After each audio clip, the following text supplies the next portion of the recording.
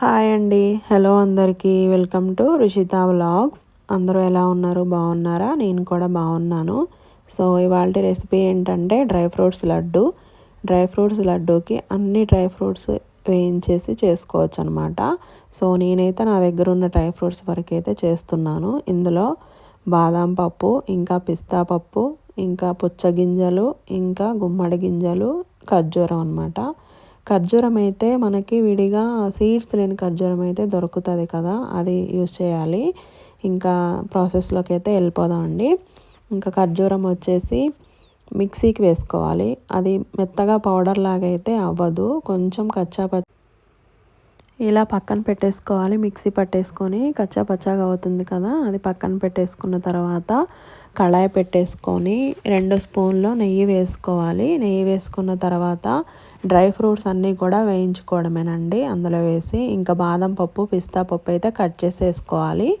ఇంకా గుమ్మడి గింజలు, పుచ్చగింజలు కూడా కట్ చేసుకునే వాళ్ళు కట్ చేసుకుంటారు, లేదంటే అలా కూడా వేసేసుకోవచ్చు.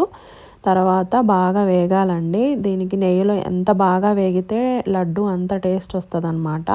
ఇంకా పిల్లలకైతే చాలా హెల్దీ ఫుడ్ అండి, ఇంకా పెద్దవాళ్ళకి కూడా హెల్దీ ఫుడ్డే. ఇంకా పిల్లలు ఏంటంటే ఇంకా ఇష్టంగా తింటారనమాట లడ్డూలు అంటే. వాళ్ళు ఇంట్లో తినకపోయినా స్కూల్కి వెళ్ళేటప్పుడు స్నాక్ లాగా అయినా పెట్టుకోవచ్చు అనమాట. సో ఇలా అనమాట, ఇలా అన్నీ వేయించుకోవాలి మంచిగా. అంటే స్మెల్ మనకు అర్థమవుతుంది, స్మెల్ వచ్చేంత వరకు అయితే బాగా వేయించుకోవాలి. ఇంకా వీటిని వేగిన తర్వాత ఒక ప్లేట్లోకి అయితే తీసుకొని కొంచెం చల్లారనివ్వాలన్నమాట.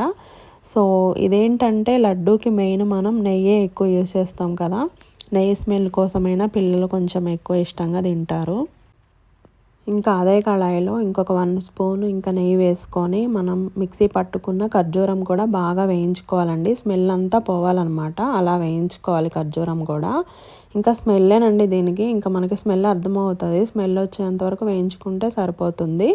ఇంకా ఖర్జూరంలోనే మనం ఆల్రెడీ వేయించి పెట్టుకున్న డ్రై ఫ్రూట్స్ ఉంటాయి కదా, అలా ఇష్టం లేని వాళ్ళు ఇంకా మిక్సీకి కూడా వేసుకొని లైట్గా బాగా మిక్స్ అయిన తర్వాత కూడా ఇలా మనమైతే అందులో కలుపుకోవచ్చు, లేదంటే అలానే తినాలనుకునే వాళ్ళు కూడా అలానే మనం వేయించుకోవచ్చు అనమాట. ఇవి కూడా బాగా ఒక 2 మినిట్స్ వరకు మొత్తం మిక్స్ అయ్యేలాగా మంచి ఇలా బాగా వేగిన తర్వాత ఇంకా పక్కన పెట్టేసుకోవడమే, కంప్లీట్ అయిపోయిందండి. సో ఇంకా ఇలా కొంచెం చల్లారిన తర్వాత మనమైతే నెయ్యి రాసుకొని చేతులకి లడ్డు అయితే చుట్టుకోవాలి.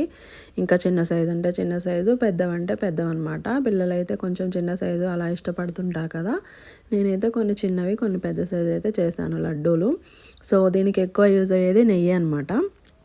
నెయ్యి ఎంత ఎక్కువ వేస్తే అంత బాగా వస్తుంది అనమాట లడ్డు. చూడండి చాలా బాగుంది, కలర్ఫుల్గా కూడా. సో వీడియో నచ్చితే లైక్ చేయండి, షేర్ చేయండి, సబ్స్క్రైబ్ చేసుకోండి. ఓకేనా? Thank you, bye.